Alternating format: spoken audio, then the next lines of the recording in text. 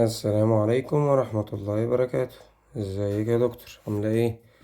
النهاردة ان شاء الله هنشتغل في يونت 4 ونعرف ايه القاعدة بتاعتنا بتتكلم عن ايه. النهاردة بإذن المولى عز وجل هنشرح حاجة اسمها المضارع البسيط، او زي ما بيقولوا عليه كده ال present simple، وهنشرح حاجة اسمها المضارع المستمر، او زي ما بيقولوا عليه ال present continuous. ماشي، هنمسك حاجة حاجة كده ايه لحد لما نتمكن منها. المضارع البسيط، ماشي، واحدة واحدة كده يا مستر. اعرفه منين؟ بصي باختصار شديد، لو لقيت الكيوردز دي او الكلمات الدالة دي اعرف ان ده زمن مضارع بسيط. مين هي بقى يا مستر الكلمات دي؟ لو لقيت كلمة every اللي معناها كل، او كلمة always اللي معناها دائما، عكسها كلمة never اللي معناها أبدا. عندي كلمة usually اللي معناها عادة اللي هي ظروف التكرار. عندي often غالبا. عندي sometimes اللي معناها أحيانا.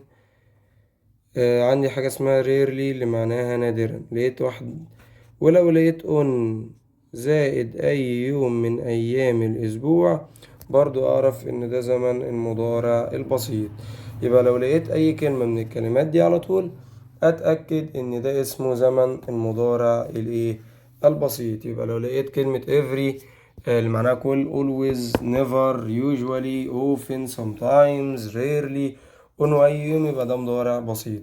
طب يا مستر زي إيه مثلا؟ ادينا مثال كده.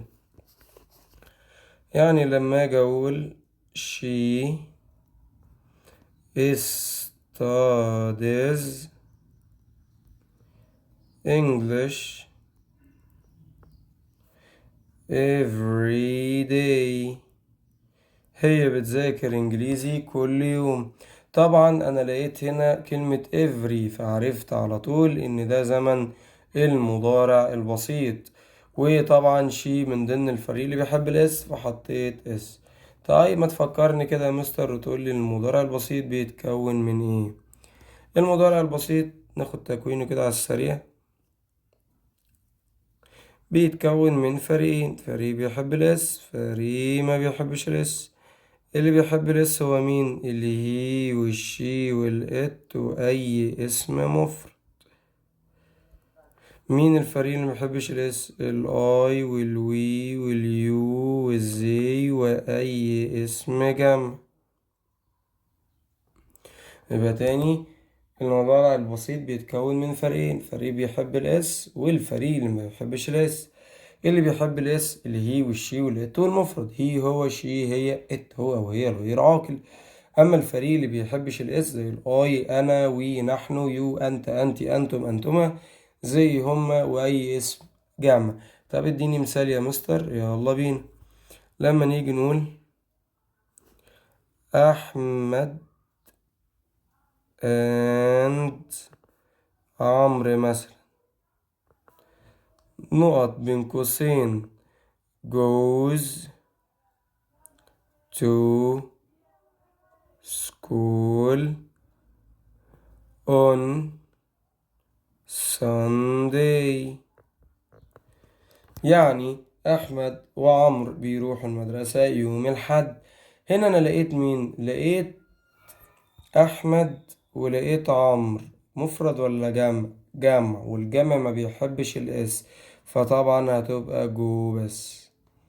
وطبعا عرفت منين اللي ده مضارع بسيط؟ من كلمة اون وأي يوم اللي هي اون سان داي. طب فكرنا كده يا مستر، كنا بننفي بكام كلمة؟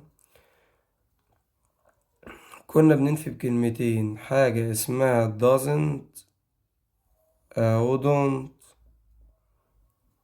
وكان بيجي بعديهم الفعل اللي في المصدر. طبعا doesn't فيها اس، يبقى بتيجي مع الفريق اللي بيحب الاس، الهي والشي والات واي اسم مفرد. اما الدونت ما فيهاش اس، يبقى بتيجي مع الفريق اللي ما بيحبش الاس، زي الاي والوي واليو زي واي اسم جامع. تعالوا نحول المثال اللي فوق الى النفي. فهقول احمد and عمرو. احمد وعمرو طبعا ما بيحبوش الاس، فهقول don't، واللي يجي بعدهم فعل في المصدر go to school on Sunday.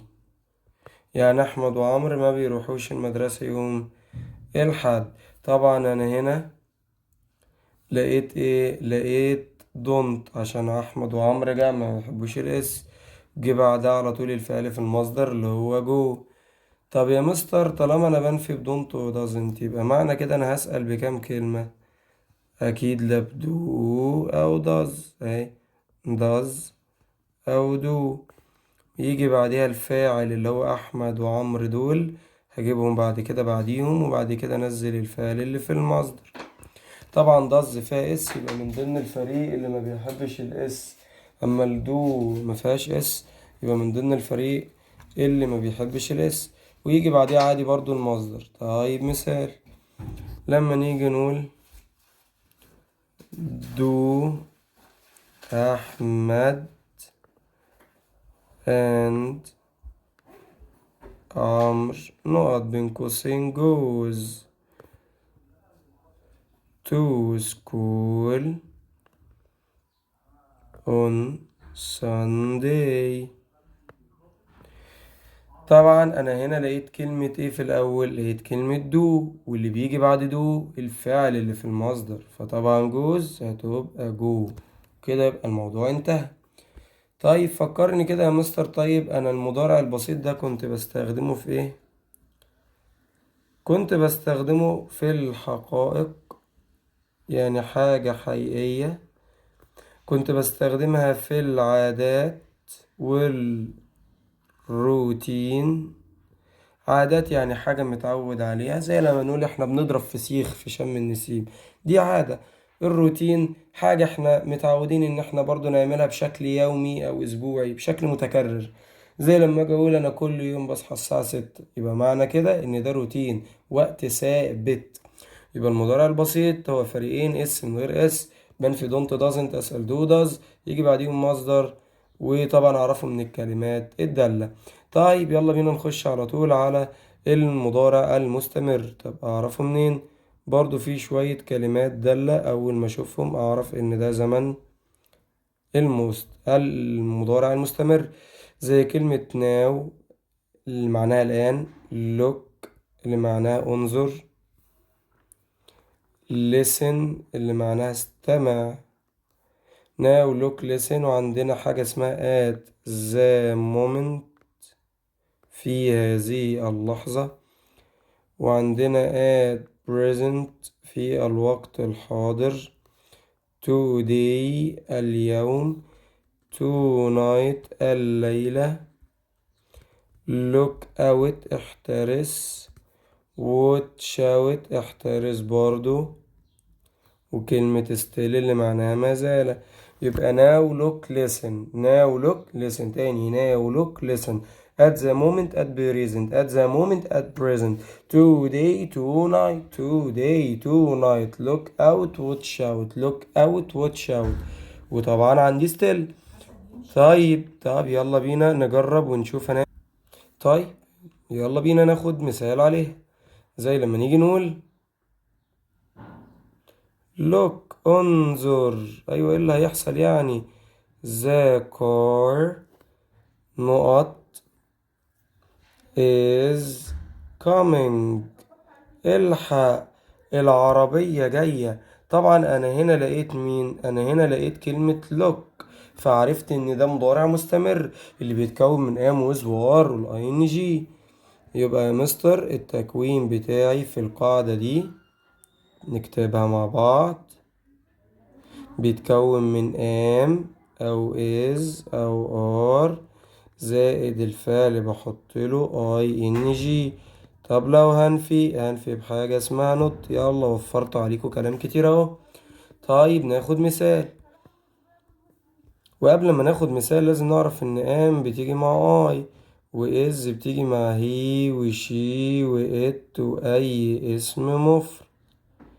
اما الار بتيجي مع وي ويو وزي واي اسم جمع. طيب ناخد مثال. لما نيجي نقول I نقط بين قوسين go to school now. طبعا هنا انا لقيت كلمة now فعرفت ان ده مضارع مستمر، وطالما مضارع مستمر يبقى am وhis وار ing. لقيت I يبقى هاخد am، واحط للفعل ing يبقى going، يبقى I am going to school now، يعني انا اذهب الى المدرسة ايه دلوقتي. طب يا مستر عرفنا كده بقى، اديني مثال تاني عشان بطريقة السؤال.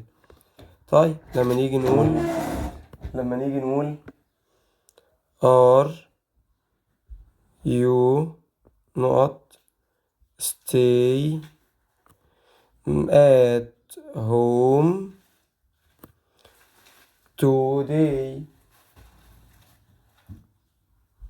طبعا انا هنا لقيت am و is و are، فاللي بيجي بعديها ing فهقول staying، احط لها الاي ان جي. يبقى لو جت سؤال يبقى احط ام ويز وار في الاول واحط الفعل والاي ان جي بتاعي عادي خالص خالص.